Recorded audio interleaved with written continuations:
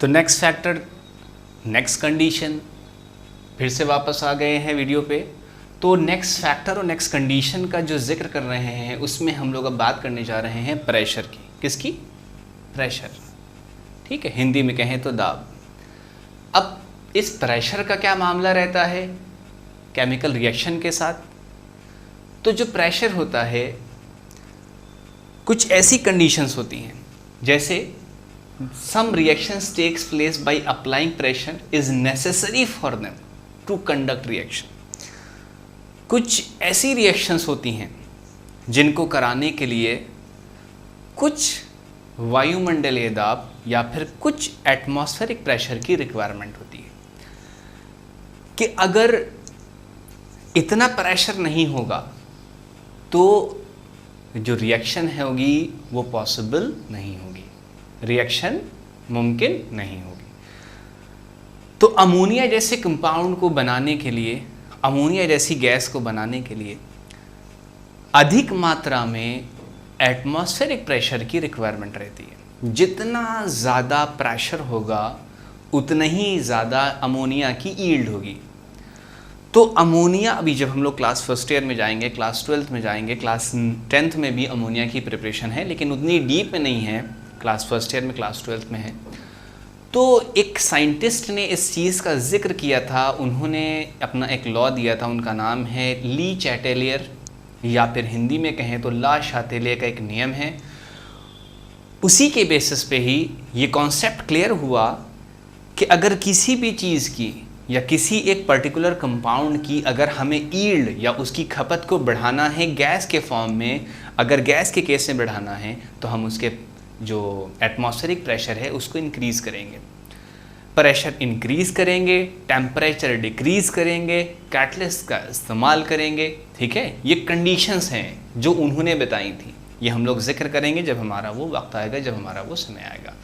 लेकिन अभी जो बात करने जा रहे हैं उसमें क्या बात करने जा रहे हैं कि प्रेशर वो ऐसी रिएक्शन जिनको एट एनी कॉस्ट प्रेशर की रिक्वायरमेंट रहती है रिएक्टेंट से प्रोडक्ट बनाने के लिए। जैसा कि एग्जांपल मैंने लिया कि when nitrogen react with hydrogen, कि जब नाइट्रोजन हाइड्रोजन के साथ रिएक्ट करता है तब क्या बनाता है?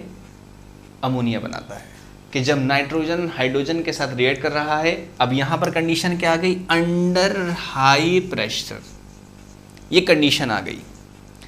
जब तक ये कंडीशन नहीं होगी, जब तक प्रेशर ज़्यादा नहीं होगा, तब तक अमोनिया का फॉर्मेशन नहीं होगा। जैसा कि एग्जांपल अभी हम देखते हैं, N2 प्लस H2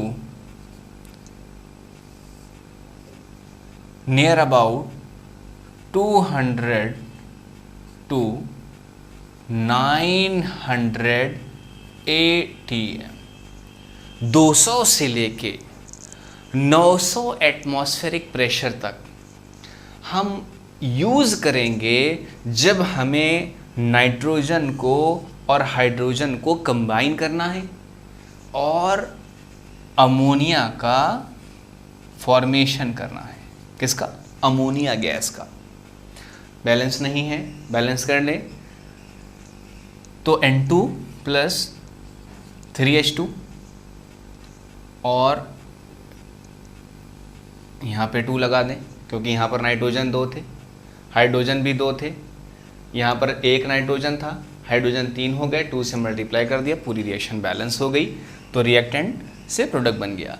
तो मेन मुद्दा तो अभी हमारा यहाँ पर 2 और 3 नहीं है, मेन मुद्दा ये है कि यहाँ पर ये जो चीज़ का जिक्र हो रहा है, ये चीज़ लिखी हुई है, इससे हमें ताल्लुक़ है, इससे हमें संबंध है, इससे हमें मतलब है कि क्योंकि हम कंडीशंस की बात कर रहे हैं।